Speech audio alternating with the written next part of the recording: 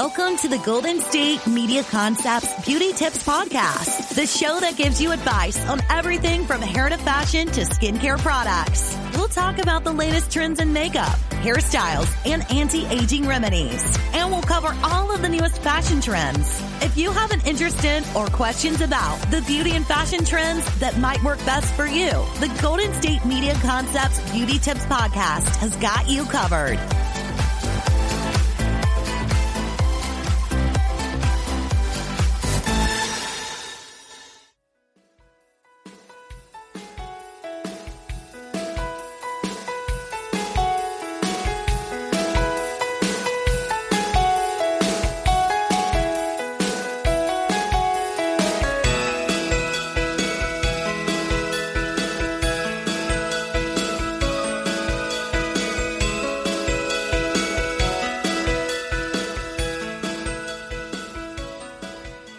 Hello, everybody, and welcome back to another episode of GSMC Beauty Tips Podcast. I'm your host, Betsy Scarisbrick, and I'm very happy to have you guys here back with me. A little update on me. No updates. Nothing has really been going on. Just been working and, just been working. That's what I've been doing. If you guys remember, I told you guys last episode, I started a new job working as a bartender and a server at Chili's. And I've never bartended, nor have I ever served before. So it's been a learning curve, to say the least. I think I'm doing okay. I am doing it. I don't know if I'm doing the greatest or the best job. I don't think I'm the most skilled, experienced professional yet, but I'm trying my best, and I'm having a lot of fun, and I'm having fun learning all the stuff that I need to know about serving and learning all the stuff I need to know about bartending, and it's been a fun way to keep me active and doing something productive during times when there aren't a lot of things to keep me active and keep me productive. So that is something that I have been up to. I don't really have anything else to report. Oh, I just got the new Twilight book, The Midnight Sun, which is the new, it's the new book in the Twilight series that is, I don't actually know yet. I just got it, and I don't actually know if it's the full Twilight series. I think it's just the first book from Edward's perspective. So far we've spent about 30 pages of him talking about how he wants to kill Bella from that first time he got a whiff of her in the biology room. And that's about all I know thus far about this book. A lot of detail, a lot of descriptions. It feels like it's moving and this is probably just because I am so invested and know so much about the movies themselves, but it feels like it's moving very slow compared to the movies. And I feel like movies have that effect where they, obviously, they have that effect where they move faster than books.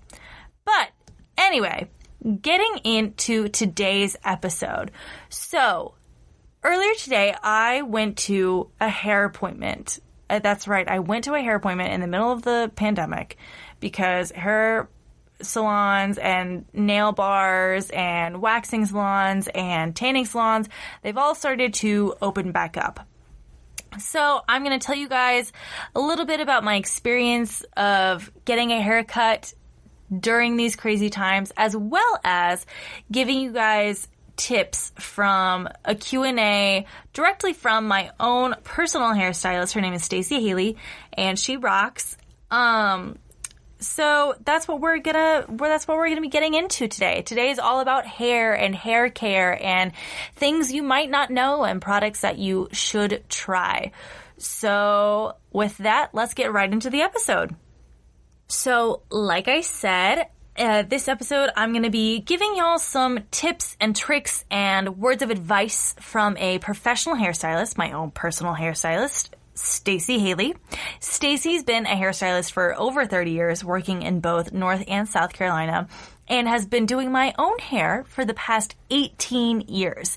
She also does the hair for a lot of my family friends specifically from my neighborhood, and has become somewhat famous and a bit of an icon among all of us. So I went in to get my hair done today, and Stacy and I chatted about how her business has changed during COVID. So Stacy is I guess I would call her an independent stylist. Stacy, if I'm wrong, and if you're listening to this, please let me know. But she has her own personal suite for a suite style salon in a salon building. So she's her own employer. So we're going to be talking about how her business practices have changed in the middle of a pandemic. What some of her biggest pet peeves that people, including her clients, do. Some of the products that she loves. She's an Amika brand ambassador, so that's how I heard about Amika. It was from her, and it's life-changing. And she also answers some of the questions that y'all have sent in from Instagram. So, getting into it, Stacy has told me that her business practice has changed a lot since the pandemic started. And here's a little background on what's going on right now. I read this article from the New York Times about how as soon as things reopened, people were rushing to get back to salons and try and find that new sense of normalcy. And there are very few businesses reopening that require as much close in-person contact as beauty services do. And I'm talking nail bars, brow bars, waxing, especially hairstylists. And during quarantine, we let go of a lot of our regularly scheduled appointments because no one was sure how things were spreading, how it would affect other people quite yet, how that would affect our day-to-day operations. So while one might have an appointment to get their hair cut every few weeks, or have a wax appointment every 8 weeks, or a nail appointment every 3 weeks, all of those services stopped. And this was detrimental not only to the businesses that perform these services, but also to the people who rely on these services. And while people might think that these standing appointments, say you have a hair appointment every 4 weeks, if some people might find that to be superficial, to some people, this is the only form of human touch or intimacy that you can get, especially for elderly folks. So the Times article said that according to a 2018 AARP Foundation survey, roughly 1/3 of older adults in the U.S. are socially isolated, and being socially isolated is a state that is linked to increased health risks, which include heart disease, cancer, depression, diabetes, and also suicide. They give a quote from, the New York Times gives a quote from Susie Orbach, who is a psychotherapist. And she says that salon visits can give people a stronger sense of self and identity and self-worth. She says, quote, "Many people, particularly women, are so accustomed to thinking about how we can represent ourselves publicly that it then becomes structured into our own sense of self. That can be very jarring to lose, even when we are stuck at home with nobody to see us." And that's something that I think I identify strongly with just in previously speaking on subjects like this, where a lot of pressures can be placed on societal standards for how you're supposed to look and how you're supposed to act, and what happens to, sometimes these standards can become so ingrained in people. What happens when you don't have to go out and be perceived by people every day? I think that's the most jarring part for some people. As lockdown orders are lifting, however, the first place many people are heading is to the salon, be that a barbershop, hair salon, nail salon, tanning salon. A lot of people are looking for a sense of normalcy again. While you might think places like salons, indoors, having close contact with other people for an extended period of time, you think that salons could be a hotspot for contracting coronavirus.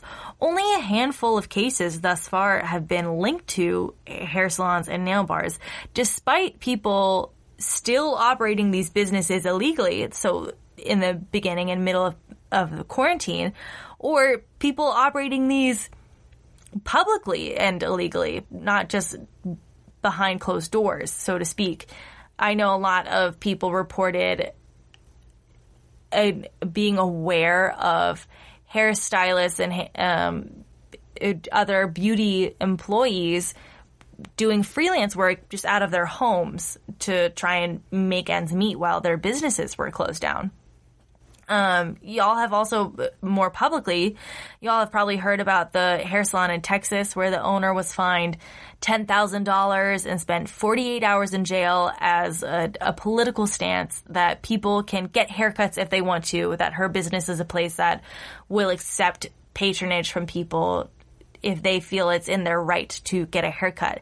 Ted Cruz went in to get a haircut from her after she got released from jail. And I look it up if y'all want to know more, but that's basically the story.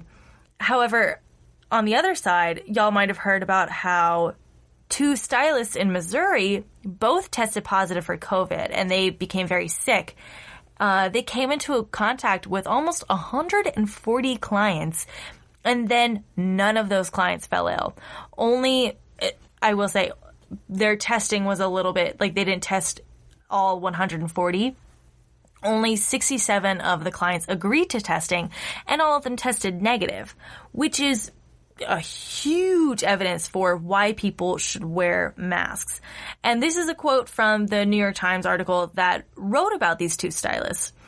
They say, quote, by that point after they had tested and gone home to isolate, the pair had come into close contact with 139 clients seeking haircuts, facial hair trimmings, and perms, appointments that bring people within inches of each other for 15 to 45 minutes at a time, which is more than enough time for the virus to travel through the air from person to person. And perhaps it would have had it not been for the masks. In the days after, health officials contact traced all 139 people exposed to the stylists and asked them to self-quarantine for 2 weeks. None reported feeling sick during the 14 days that followed their salon appointments. The researchers also offered the clients a free diagnostic test for coronavirus. 67 of them accepted, the rest declined. Of all those tested, all turned up negative. Which is, it's kind of crazy. Well, I don't think that's crazy, those odds. It's about half. But my stylist, Stacy, has said that COVID precautions have greatly shaped new business practices for her as well. To preface, Stacy has, like I said, her own private suite in a salon building. So her practices will probably differ from an open salon that other people might be used to going to. So Stacy says that the toughest thing about this is that you work 75% more, but only make a third of what you used to make, one client at a time. And some of the precautions that she takes that's mandated by the state board, she has to spray down all chairs. So the shampoo chair, the where you sit under the hair, I don't know, I wish I knew what it was called, but where you sit under the thing that circles around your head when you have the tinfoil in your hair. It's called, oh, she said it and I can't remember. Stacy, if you're listening, I'm so sorry I forgot. But so any surface that a client could have come into contact with. So like a shampoo bowl, the hair cutting chair, the shampoo chair, the treatment chair, any surfaces that they might have touched, like a blow dryer cord or any tables that they might have touched. She has to put like the keypad for when you check out, and every comb has to go in the barbicide, which is that cleanser that you put all of your hair implements in, like combs and things. All implements, like scissors and brushes and stuff, have to go into a dirty container that has to sit with sanitizer for 20 minutes in between each appointment. And you have to put in fresh barbicide, the right kind, every day. Disinfectant has to sit for 20 minutes on all these surfaces in between clients. She has to sweep, mop, sanitize the cords of a blow dryer, and anything, like I said, anything that could have come into contact with a client. Stacy says that because of this, appointments feel a lot more personal, as there are only allowed to be 2 people. Basically, when you break down the numbers, there's only allowed to be 2 people per suite in the salon. So the max occupancy of her salon is 30, and with 15 stylists, that only allows for 1 client per stylist. So it's a lot of one-on-one time with the stylist and the person getting their hair done. She also says there's a longer wait time for clients because of these 20 minutes that are needed in between each appointments for cleaning and sanitizing the work area. She said that if a client is late, like even just by 5 minutes, then by the end of the day, she can find herself 40 minutes behind because of all of the steps and precautions she's taking that go with the steps required, as I said, that go with the steps required by the state board.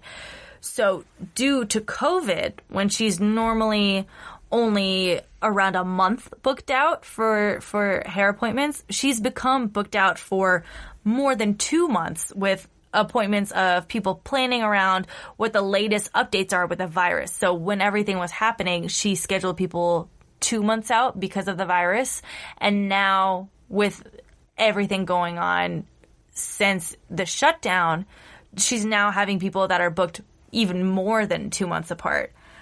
The only reason I got an appointment so soon after I asked was because someone happened to cancel.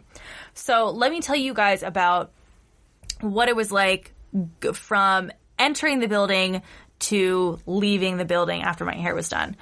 So I got there a little bit early just because I wasn't sure what the timing was still on appointments before mine versus what I needed done versus what was going to happen after. So I texted Stacey and I was like, hey, I'm here.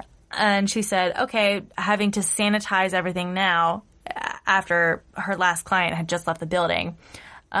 So it was a little bit more than 20 minutes go by. She also had things to do besides just cleaning. So she texted me and she's like, okay, I'm ready. Come on in and just have a seat. I'll be right back. And so I went in, mask on, had a seat in the salon chair. Stacy came in, wore her mask, and we just got started on, I got a cut and a color today. I got a little more highlights in my hair.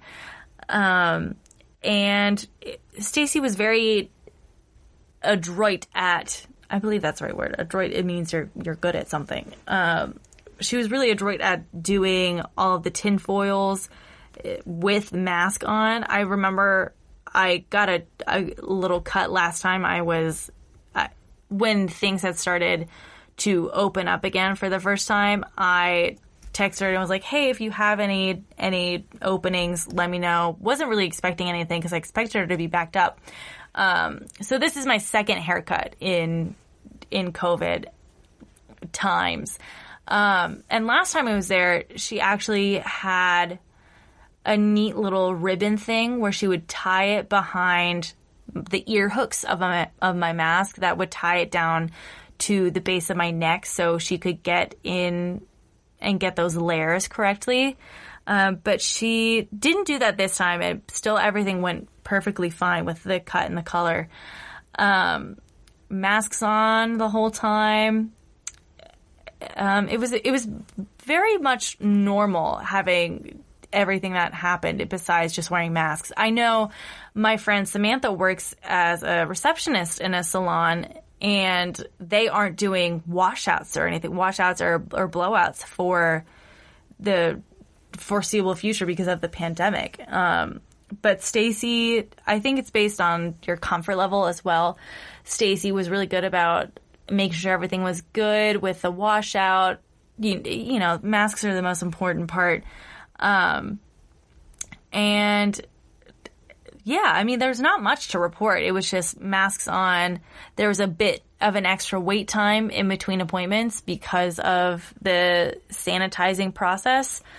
But it wasn't anything completely entirely different than what I was used to, other than the fact that it was just me in the room at a time. Because I know Stacey she'll not book us back to back, but she'll have a full house. She'll be making an efficient use of her time. And that efficiency has kind of been cut short with only being allowed to have one client in at a time.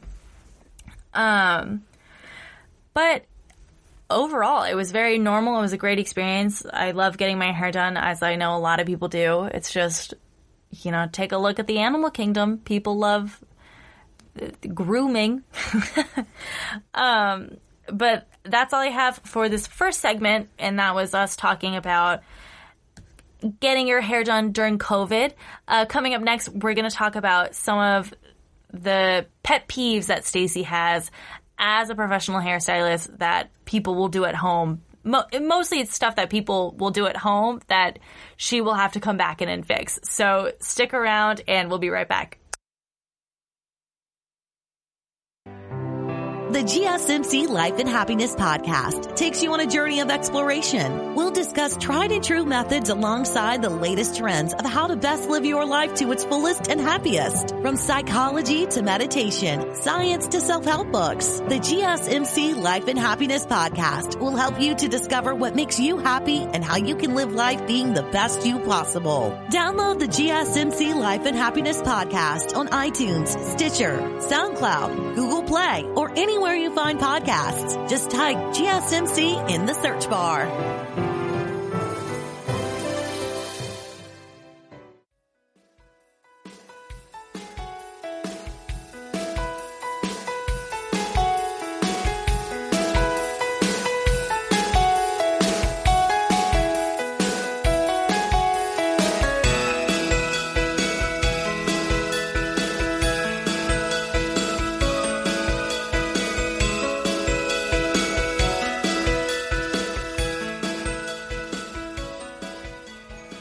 Welcome back, everybody. If you're just joining us, before the break, we were talking about what it's like getting your hair done in the middle of a pandemic. I briefly touched on how salons have been operating across the nation, and specifically about what my own personal hairstylist has done and how she has maneuvered being a hairstylist in a pandemic. And being a hairstylist in a pandemic requires a lot of in close contact with clients.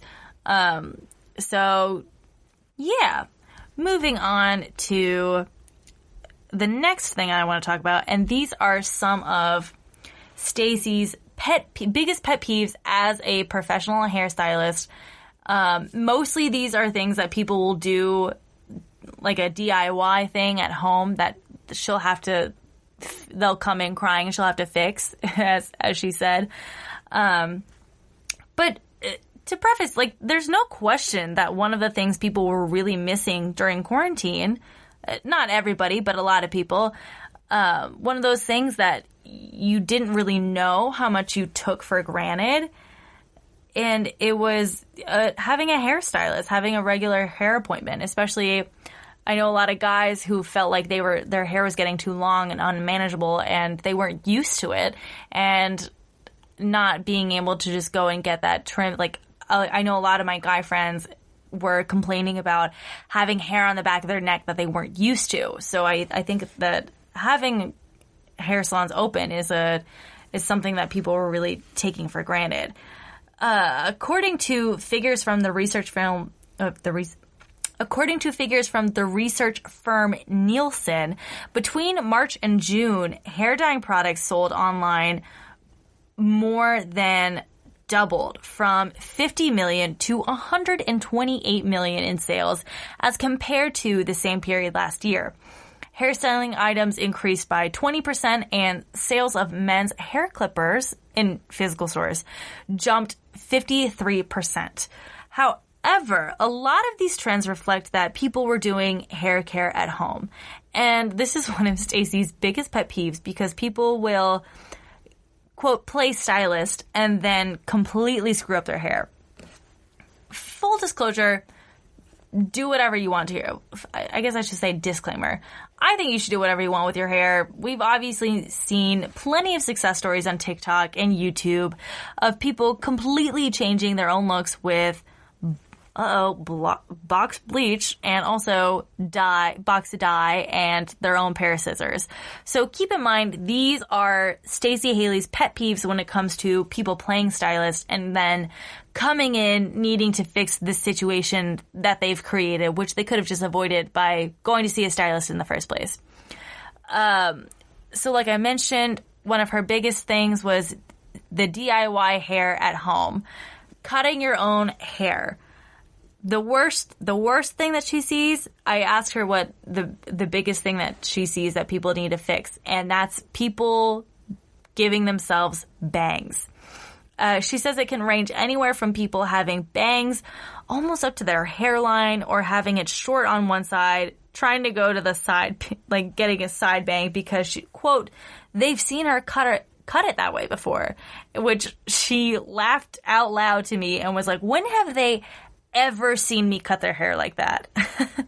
My advice is to leave the big changes to a professional. Say you're going from no bangs to bangs.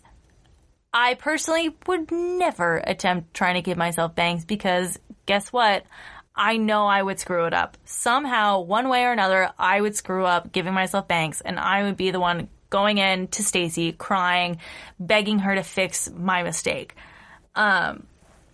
I will only, and if you're listening, I'm sorry, Stacey, trim my layers that she has cut for me. And even then, I'll barely touch them because I just am trying to preserve the look that she gives me without having to go in and get a trim every few weeks or so. I have cut my layers in the past, and I could probably still give myself some I'll say solid ones. They probably won't, obviously they won't look as good as a trained professional giving me layers.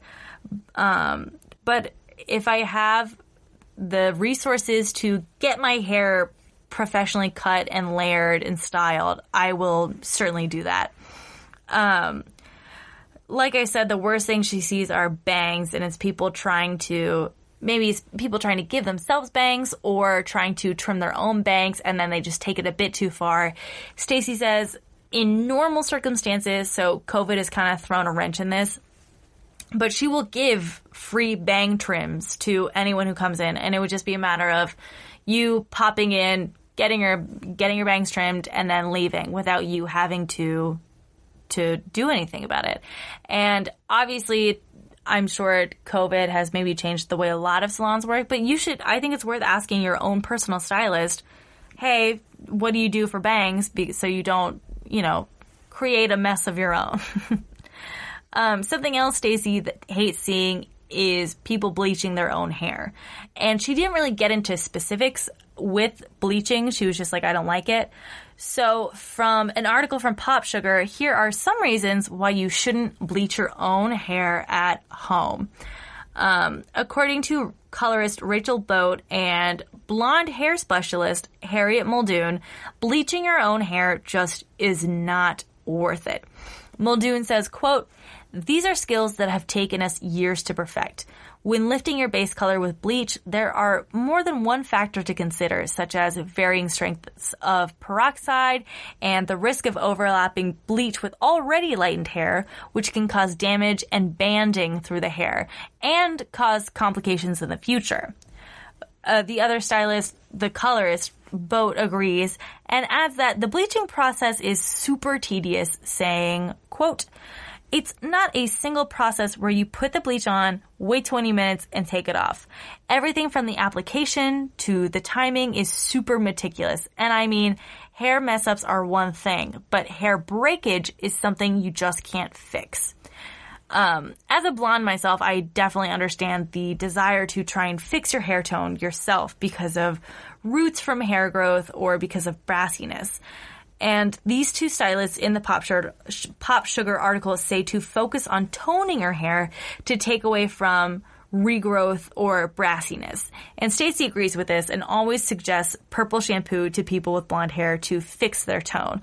On the other end of the spectrum, say you have some reddish tones in your brown hair, you would do, it's like the color theory where you would do, so opposite of brassy blonde, you could consider that orange. The opposite of that is purple, whereas the opposite of a reddish tone in brown hair, you would do a teal color treatment. And I'm pretty sure Amika actually has like a teal, like, so with opposite of red is green, and Amika has teal drops. I believe they also have violet, and I think Stacey said they have gold drops, and these can all help to treat and tone your hair to get the color that you want. One of her pet peeves, like products that, and I get into this a little bit more later in the episode. One of Stacey's pet peeves, so products that she just absolutely hates, literally her eyes got big when I mentioned them, are any products that claim to lighten your hair, i.e. Sun-In or the John Frieda Go Blonder stuff. I've used both, and they did nothing but strip my hair and lift the color from the roots, making my hair super porous and unhealthy. Now, Stacey says that you can tell your hair is damaged in that way, like if your hair is super porous, by if it stretches when it's wet. And I go into a little bit more detail of this later. Another one of her least favorite things that people can try and do at home is dyeing your own hair. So we've seen DIY mishaps and DIY successes on TikTok and YouTube and stuff. But Stacey warns against playing around with dyeing your hair. She says, quote, "Don't play with box color. You can cause damage."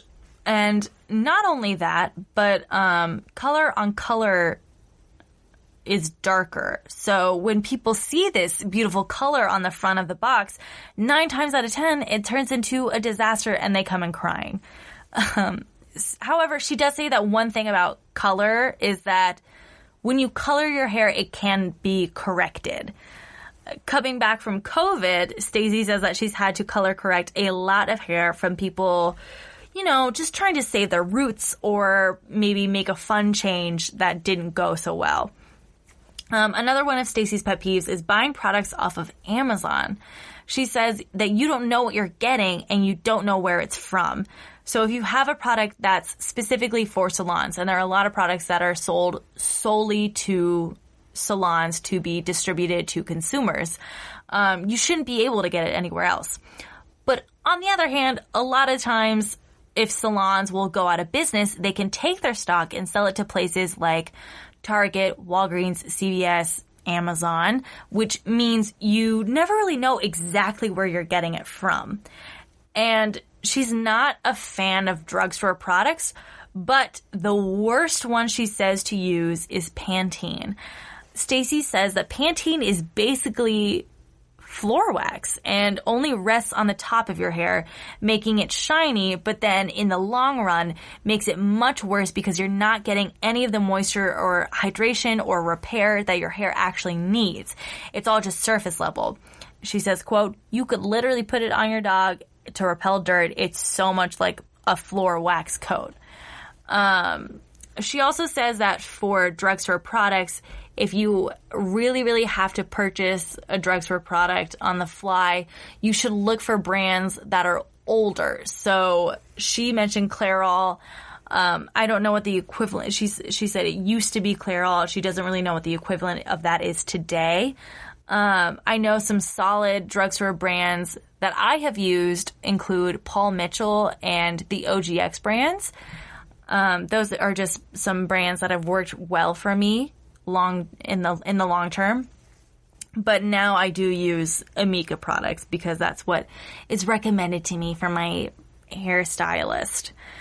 And with that, we're going to move on to another commercial break. And when we come back, we're going to do the first half of a Q&A with Stacey with questions that some of you listeners have sent in. So stick around and we'll be right back. Do you want to be healthier, yet you just don't know what to do? All these shows telling you this and that, but nothing seems to work.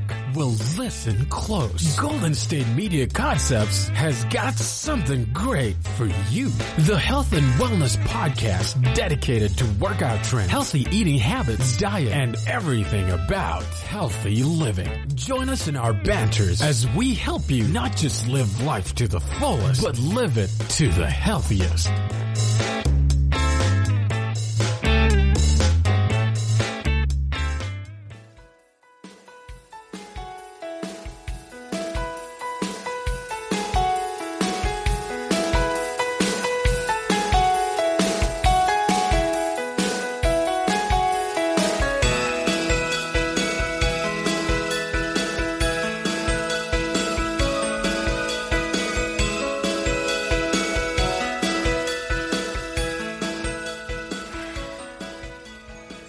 Hey guys, welcome back, and moving on to our final two segments. It's just going to be a Q&A split up.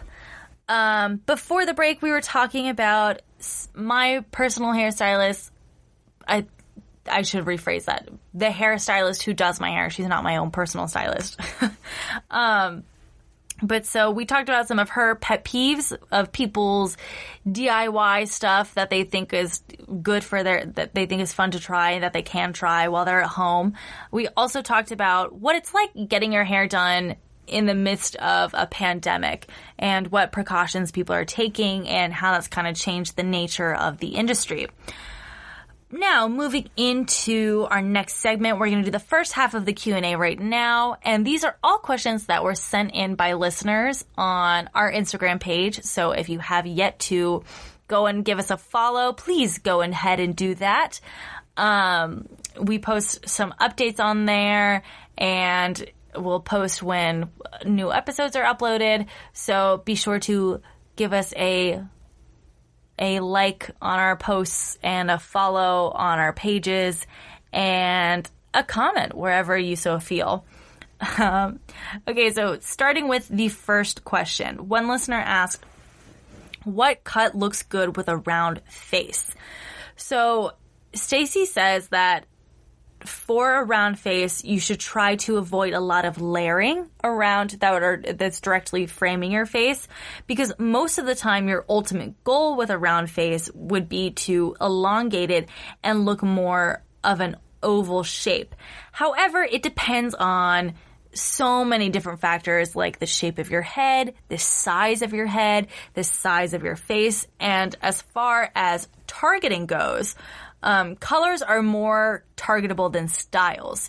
For any styles, any kind of tweaking that you do should go for anybody as far as long or short hair. In-style haircuts can always change. Trends are always moving in varying directions. So at the end of the day, it should just be about what you like and what feels good for you to wear. And the next question is, it's a kind of a double question.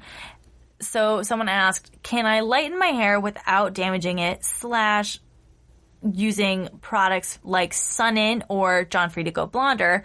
Are they bad for your hair? And is there a way to lighten your hair? I think they mean using this product and not lightening your hair in a not professional setting. And Stacy literally groaned when I mentioned Sun-In and quickly answered no. So most of the time when you're using products that say it makes your hair lighter, it makes you look blonder, it's literally opening up the hair shaft and just draining the hair of everything, including your hair color. And that's essentially what lifting a color is. It's stripping it of its pigment. And that's a phrase that Stacy used a lot, that when you use products that can damage, it can lift the color out of your hair, meaning stripping it of pigment. And it also makes the porosity of your hair stretchy and elastic, where it snaps when you pull on it. She says, quote, professionally, we're trained to watch the hair and watch it come up to a certain level of whatever you're wanting, certain lightness or whatever you want. We're trained to see it, take good care of it, know when to take the foil out, and everything like that. You use those products like John Frieda, Go Blonder, or Sun-In, and then you add heat, say you're blow drying your hair, you're literally sitting there and damaging your hair to a point where it gets frizzy, which means you killed the porosity of your hair. So she says if you get to the point where it's stretchy when it's wet, you need to add protein, like a reconstructor. Some people think it's all about adding moisture and hydrating, and it's moisture, when really it's about adding a balance of reconstructive product and moisturizer to even up the porosity. Deep conditioners, so she specifically said not hot oils, which I've never used a hot oil on my hair, but that is interesting to note. Deep conditioners will make a nice, smooth, and healthy hair. A great product she recommends for this situation is Amika's The Cure shampoo and conditioner, which is a restorative shampoo and conditioner paired with Amika's mask. And these products can all be found online on Amika's website or in a professional salon that carries Amika products. I have not used the Cure shampoo and conditioner yet, but I have used the hair mask, and I will say it's one of my favorite deep conditioning masks. I only got it in a sample size, but I really, really enjoyed the after effects. Moving on to another question by another user. Someone asked, how do you manage your frizzy underlayers of your hairs, including how do you manage your baby hairs? So Stacy says that most of the time you need to just embrace them. They're baby hairs that could eventually turn into long hairs, so you should take care of them and not fry them with a straightening iron or a blow dryer, what have you. She suggests for situations where you don't want flyaways to overtake your hairdo to use a specific paste and add a little bit of hairspray to it for a hold. She says that people can use a fine bristled brush. A lot of people will just use a toothbrush and apply the paste and comb it back to style the flyaways or your baby hairs. She adds that when styling it, to add a little more hair than the hair you want to smooth out, and if you straighten it, add an anti-humidity hairspray, because as soon as you walk out into humidity, it could curl right back up and create that look that you don't want. Additionally, she says if you want to take it one step further, you could do a Brazilian hair treatment or a keratin hair treatment, which would immediately help you with the frizz and help you to straighten out your hair. Moving on to another question. Someone asked, is it a myth that you shouldn't wash your hair every day? And also, how can you keep your hair from being super oily and not having to wash it every day? So Stacey says that washing your hair is basically a personal preference, whether or not you want to wash your hair every day. It's all about using the correct products, and you can wash your hair with every day, and also using correct products should be able to help you manage hair oiliness. Most of the time, it's easier for someone with lighter color hair to get away with dry shampoo, but I know that they have started producing dry shampoo for brunettes and people with black hair.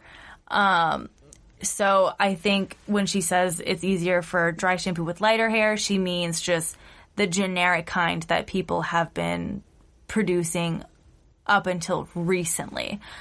Dry shampoo, she says, is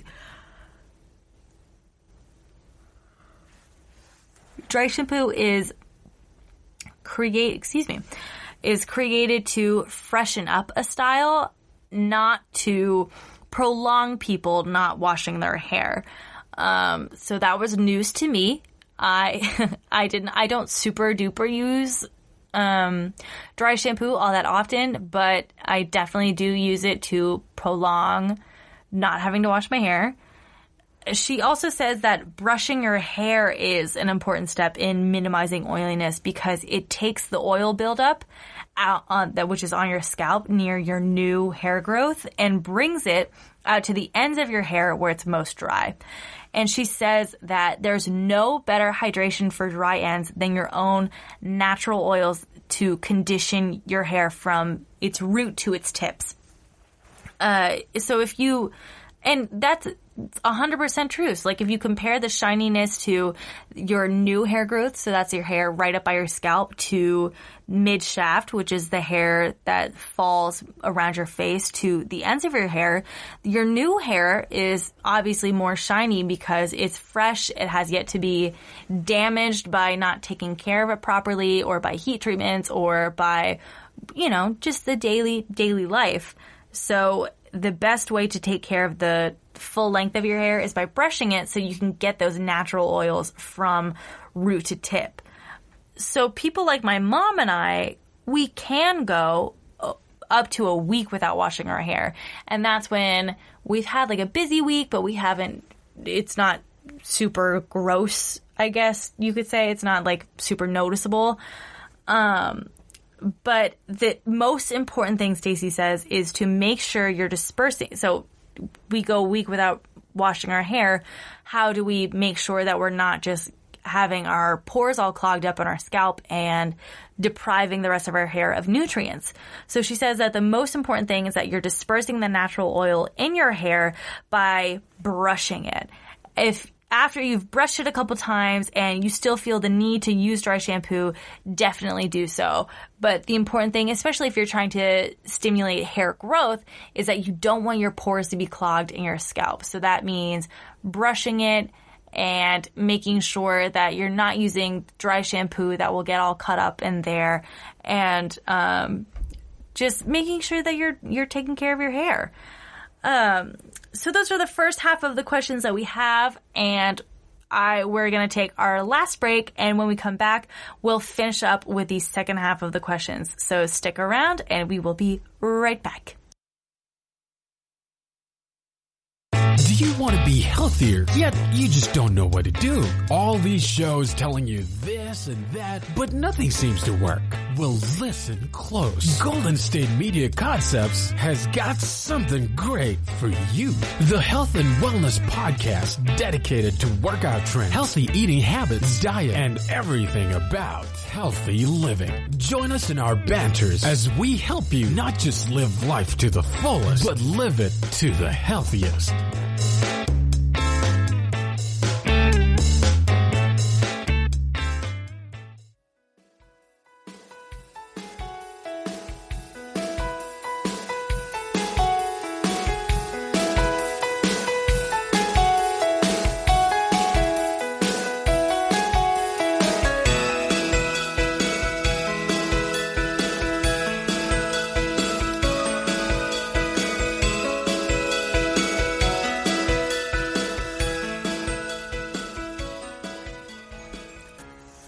Everybody, and we are back for our last segment in the episode. Just before the break, we're answering the first few questions that y'all asked us on Instagram, and now we're going to be moving into the last few questions that you guys have asked us.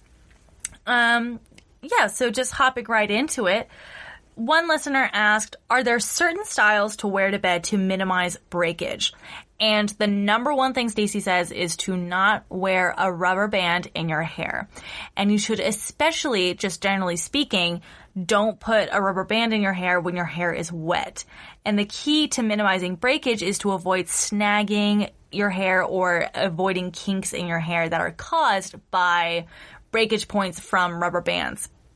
And you never want to put a bending point in your hair when it's wet, because then it's just going to be naturally prone to breakage. And there is an exception to putting a rubber band in your hair, and that is if you're using an elastic, a rubber band, a scrunchie, whatever, to secure your hair in a bun. Stacey says that buns are really probably the best hairstyle to sleep in. She says if you want to sleep in braids, just make sure that you're using a vinyl elastic and not just one of the little rubber ones that's going to snag on your hair. Or if you can, just don't use an elastic at all and see how well your hair holds up without being tied back. As I mentioned before, the key is to minimize the breakage points in your hair by reducing any potential kinks or snagging or pulling that a rubber band could cause to your hair. She says she loves scrunchies, and she said that scrunchies are so good to style your hair, especially with a bun. And if you wash it or if you style it before bed, so like washing it and blowing it dry and then putting it up into, I should specifically say like a ballet bun, not just something that I'm very guilty of doing, using like a scrunch bun where you scrunch it. And granted, scrunch buns are good for getting, in my experience, they're good for getting beachy waves, but they're not good for keeping your hair smooth and soft and having a nice touch to it, I guess.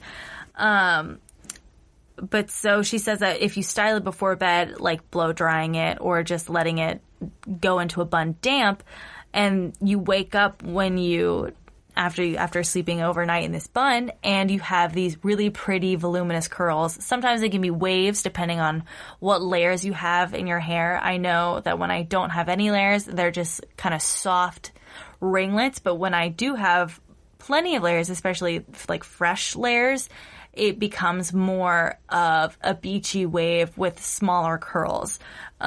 So I think a bun is a solid choice for you to sleep in with that would prevent your hair from breakage. I would say brushing your hair before and then putting it in a ballet bun. So getting those natural oils down in through your roots and then popping it up into a nice little ballet bun is a great way to, in my experience, style your hair. Even if it's a few days post-wash, I think it's a solid way to refresh your hairstyle and give it a little bounce and a little volume. Stacey also suggests those spiral hair ties. I'm not sure their exact brand. I know there's a brand called Goomies, and they come with big ones for normal ponytails and buns and things, and also smaller ones if you wanted to do like a half up, half down, or if you have finer hair. But yeah, so basically the biggest thing to avoid breakage in your hair when you sleep is, I would say the best route to take is to put it up in a bun with a scrunchie or a bun with one of the spiral hair ties. And that's a double win, because not only are you protecting your hair from breakage, like not wearing it in a ponytail, but you're also giving it the opportunity to have a nice, beautiful style the next day. The next question from a listener is, how do you get shinier hair? As we discussed, brushing our hair with the natural oils in it is a huge, huge bonus. That's probably the most natural and easiest way. It literally brushing your hair even when it's dirty, just making sure that your natural oils of your scalp are getting from your scalp to the tips of your hair. Stacey also says keeping your hair in good condition using professional products that have quite high quality ingredients. If you're looking for, I don't know, I just started using this product, so I can't speak to its full effects, but the Amika Flash Instant Shine Mask for your hair, it leaves my hair incredibly shiny after every use. I don't know what its long-term effects are because, like I said, I just started using it. But so what you do is you wash your hair in the shower, use the shine mask, comb it through your hair, and then use the conditioner after the mask, which kind of seals in that shininess. And my hair always feels soft. It looks silky. It's not greasy. That is something I can say. It's never makes my hair more greasy because it's more product. For my hair, because I have a lot of hair, I will say I use kind of a decent amount of product. So it's a little bit pricey for the amount of product I use and probably how many uses I'll be able to get out of it. But it's a very effective, say you have a couple events coming up. Well, no one really has events coming up because of quarantine. But say you were to have, I don't know, a couple events coming up and you needed a quick fix to add some shininess to your hair. I would highly recommend the Flash Instant Shine Mask because of how effective it is. It's $25 for a bottle. And while you get a decent amount of product with it, like I said, I have kind of a lot of hair, so I tend to use more product than normal. Stacey also says a huge thing for how to get shinier hair is learning how to use a flat iron. I know personally I don't really flat iron my hair anymore. The only heat treatment I normally will use is a blow dryer. Occasionally I'll use a curling iron, and even then I don't really know how to use one, so it'll have to be someone else to curl my hair for me. But so Stacey's biggest thing is that for people who do flat iron their hair, they tend to do wider sections and go over it a billion times. Whereas, so people are going for speed rather than effectiveness of straightening your hair. Whereas what you should be doing is doing small sections once. So you should be going over your hair with a flat iron one time per swipe, if that, so to speak. The amount of hair that you're flat ironing at a time obviously depends on your hair type. But to emphasize, you should only do one pass with a flat iron per section of your hair. And when you do wide chunks of your hair, that is what damages the top and bottom half of your hair, getting those fuzzy frizzies on top. And then having the bottom half of your hair and the middle part of your hair still not straight enough. And Stacey said that flat irons sold to the public are way too hot. Like it's over 400 degrees for some of them. And 400 degrees is not good for your hair, and you should really only be using that temperature with keratin treatments or Brazilian treatments. And then at that point, when you're flat ironing your hair with 400 degrees, you're taking 2 really hot plates, again, some more than 400 degrees, and it's only straightening the top and bottom parts of your hair that are against the two hot plates, and you're completely missing the middle section between these two pieces of hair that are being pancaked. She also says, please use a product on your hair before you use a heated implement. Use ear heat protection. That's when you curl your hair, when you straight iron, flat iron, however you say it, when you blow dry it, always use protectant when using heat implements on your hair. The next question is, how can I make my hair thicker? And Stacey says that a lot of this has to do with genetics and what you're born with. And that the square inch of your hair that you have, you're going to have your whole life. And eventually it'll deplete as you get older because you're not taking, most people won't take proper care of their hair. To stimulate hair growth, take biotin. I know for the past couple of weeks or so, I've been taking the hair, skin, and nail gummies. I think you can just find those at Target or CVS or any drugstore. And I've honestly have seen a difference. My hair is it's prone to growing fast, but my nails, which are not prone to growing fast, have become really strong and really long as well. Stacey also says, go to the basics, drink a lot of water, and take anything that'll help your body stay healthy. That's eating well, focusing on your superfoods, but really emphasizing drinking lots of water. And now is the perfect time for me to plug my most recent Amazon purchase, and that is a 64-ounce water bottle. And myself and a few of my neighborhood friends have recently gotten into this water bottle, and it has fun little sayings on it like keep drinking, and for health, and keep going, and it's just like little motivational things on the water bottle, which I think adds to the comedy of it all, that I'm carrying this giant water bottle with these cute little idioms on it. But it's really influenced me to drink more water because it's just so easy to drink out of the straw that comes with a water bottle. And, you know, then you get your water intake for the day. You get 64 ounces of water.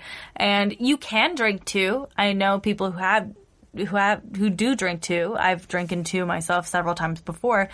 You should just be careful because it is possible to drown your organs. And I don't know, I say it's possible. I don't know how much water it takes. So maybe I'm not even nearing the limit it takes to drown your organs. But I will say that on days where I say I'm working all day and I don't want to bring my water bottle in and I don't get a chance to stop and take a break and drink water, I will get home from my shift and just chug. I'll chug the whole 64 ounces, baby, and then I feel sick. But at least I'm getting my water intake, right? It's just absolutely not how the water bottle is meant to be used. But I am a sucker for the rules and I gotta get my 64 ounces in every day. So all that being said, hair health starts with your body and with your skin. So as long as you're taking care of your body, taking care of your skin, your hair growth should benefit from that as well. The next question is how to get a salon blowout at home. First and foremost, you should listen to your hairstylist when they prescribe a certain product. And that's the easiest way for upkeep for that fresh out of the salon look. And I know that can be pricey for a lot of people. It's just not realistic for upkeep. But if you're looking to have your hair look like it's a professional salon blowout every day, you got to be willing to pay the price for those professional products. Like I said, it's not that, I know that's not super realistic for a lot of folks. So products that I mentioned earlier, I found a lot of success with the Paul Mitchell brand and the OGX brand for hair care products. And additionally, an ingredient that's really good for your hair that Stacey really plugs is argan oil. So I feel like any product that will, with that in it, will give your hair the moisture and hydration it needs to stay healthy. Stacey, if I'm wrong, please feel free to correct me. But yeah, argan oil is one of the best things that Stacey says to put on your hair. You just put it on, it's specifically you put it on while it's wet. It's not as a repair treatment. It's not, it's to hydrate your hair and to really penetrate the hair shaft and make your hair healthy. Additionally, to achieve that blowout look, Amika just came out with a huge, fat, hot air brush. And Stacey says it's $100, which is for what you're getting with it. It's not that expensive because you are basically being given the implement to create a blowout yourself at home every day. And it's a really hot product. It's on back order. That's the phrase.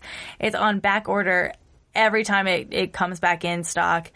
And one tip that Stacey says that I know that I'm guilty of, is she says to never put a brush through your hair when it's wet. So a round brush when you're trying to style your layers and your bangs and things. It's just so hard to round brush wet hair. And so she suggests waiting till your hair is around 95% dry and then to start styling it with a round brush. She suggests using boar hair bristle brushes because there are metal brushes and that's like an additional heated implement to use because the metal bristles will get as hot as your blow dryer. And so that's just an added heat damage to your hair. Boar hair bristles help to smooth your hair without that added heat damage of a metal brush. And a last tip that Stacey says is that your hairdryer can have an effect on how your hair dries and the quality of your hair when it dries. Anything that's ceramic or ion is just extra precaution against overheating and over drying your hair. So those are things to look at when you're looking at new blow dryers. And one thing that I know I will probably never do, but she says to do it, unless I got like a really fancy and nice blow dryer, Stacey says to make sure to clean your filters of your hair dryers, which just ensures a longer shelf life. She says keeping your implements clean will ensure that it lives out the length that it is supposed to. So you won't have to get a new blow dryer before you should need to. Moving on to another question.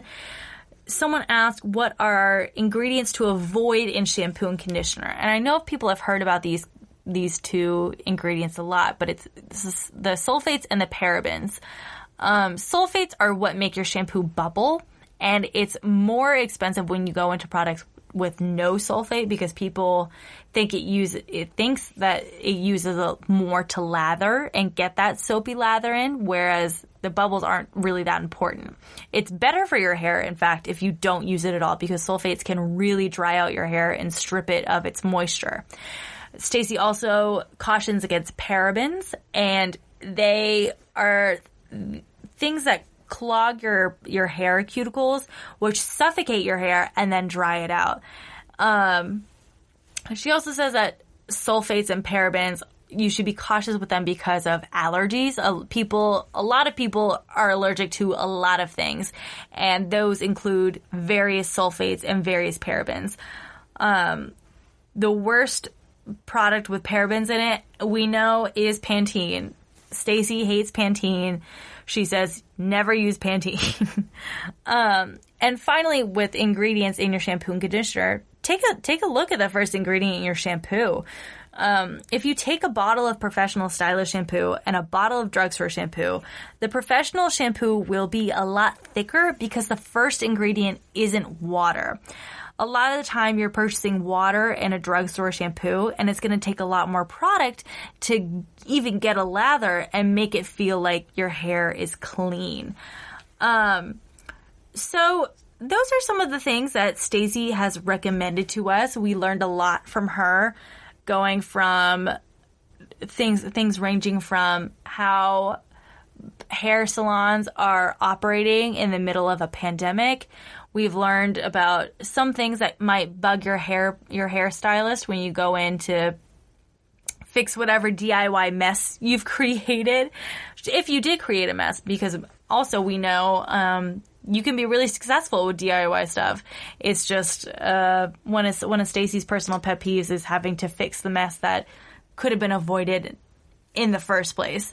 And finally, we answered a lot of really great questions from y'all. Thank you so much for asking these questions.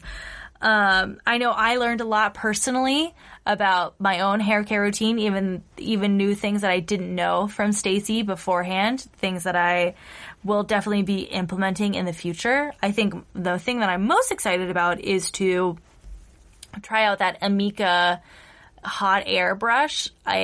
I'm hoping to find that in stock so I can get my hands on one and try it out myself. But that's all I have for y'all today. Thank you so much for listening and tuning in. This has been the GSMC Beauty Tips Podcast, brought to you by the Golden State Media Concepts Network. I am your host, Betsy Scaresbrick. As always, if you feel so inclined, please leave a review, give us a like, subscribe. We really thrive off of feedback, and I really would like to know how I'm doing, what you guys are thinking. So if you have a minute, please go to our website or on Apple Podcasts, drop a review, let us know. And as always, like I said, thanks for listening, guys. I will see you again next week, and have a great rest of your weekend. You've been listening to the Golden State Media Concepts Beauty Tips Podcast, part of the GSMC Podcast Network. You can find this show and others like it at www.gsmcpodcast.com. Download our podcast on iTunes, Stitcher, SoundCloud, Google Play, or anywhere you find podcasts. Just type in GSMC to find all of our shows from the GSMC Podcast Network, from health and wellness to entertainment and life and happiness to sex and relationships. You can also follow us on Twitter and Facebook. Thank you, and we hope you have enjoyed today's episode of the Golden State Media Concepts Beauty Tips Podcast.